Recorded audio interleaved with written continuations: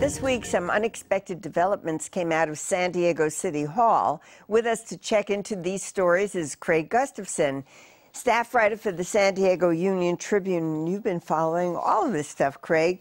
So what's the latest on the controversial managed competition initiative that Councilman Carl DeMaio was working on for the November ballot? It's over. It's done. He collected 134,000 signatures to get this ballot measure on the November ballot. It would have made it a lot easier for the city to outsource jobs. But when the registrar of voters checked a random sample of signatures, they determined that he didn't have enough to qualify for the ballot. And so what happened then is this whole week there was a back and forth, and he had to decide whether he wanted to pay $151,000 to have them check every single signature. And then lo and behold, halfway through the week, they said, actually, you can't make a challenge to the registrar's determination, and he decided to give up. Why? Why couldn't he make a challenge? They said it was not a legal option for him, and so the only recourse he would have had was to sue the city, and he said, I don't want to sue the city because then it would just be a waste of taxpayer money because the city would have to defend itself. He was willing to put forth $151,000 of his own money? No, it would have been from his supporters, which are mainly contractors. These are the ones who also paid for the signature gatherers who got the... Yeah, they spent about $160,000 plus to raise to pay for signature gathering to get the 134,000 signatures. And enough of them were considered invalid signatures so that it threw the whole initiative out. Yeah, exactly. Okay.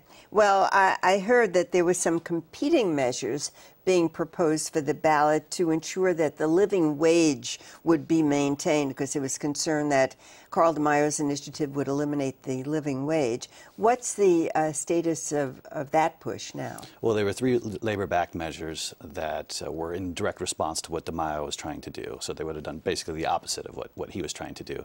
And since his measure got disqualified by the registrar, they've withdrawn theirs, and so they're no longer under consideration. All gone? Yep. Do you think that people are still sort of watching to make sure the living wage stays in effect? Oh, I'm sure they're always going to be watching, and DeMaio has said that, you know, if he doesn't see progress at City Hall, he'll bring his measure back again in 2012. Well, you reported yesterday that the mayor's office is considering a proposal to raise the local sales tax by half a cent. How real is that possibility? It's very real. The mayor is bringing this up. You know, he's having discussions with city council members about it. That doesn't mean it's going to happen, but it's definitely a real possibility, because this is a distinct change from what the mayor has said for the past 5 years. I mean, he's consistently said, I'm not going to ask taxpayers for an increase until we learn to live within our own means. Well, but the mayor can't just wave a wand and say, okay, tax increase. It has to go through a process, doesn't it? Yeah, you got to get the city council to put it on the ballot, but there's a lot of support on the council for new revenue, you know, looking at options to raise new revenue.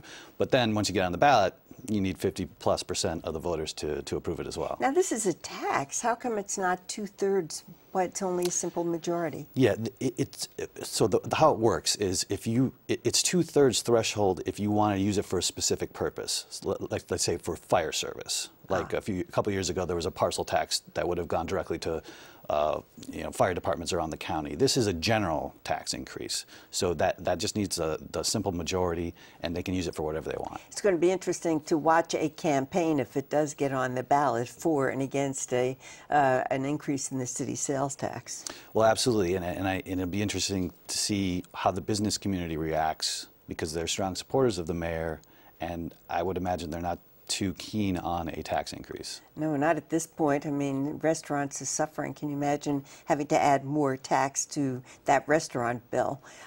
Do you have a sense of how much revenue the city would stand to gain from a half cent? Yeah, there was a committee that was formed by the city council that looked at all sorts of revenue options, and one of them that was in their report was a sales tax, a half-cent sales tax. And they estimated that it could increase the city's budget by about $103 million. And that's a total that could eliminate the city's structural deficit in one fell swoop, and it could restore a lot of the services that have been cut, like fire service, parks, library hours. So those are talking points for the Yes campaign if this gets on the ballot. Yeah, and then, of course, the other side will say, everybody's hurting now, and this isn't the time to be looking at a tax increase. Thank you very much, Craig Gustafson.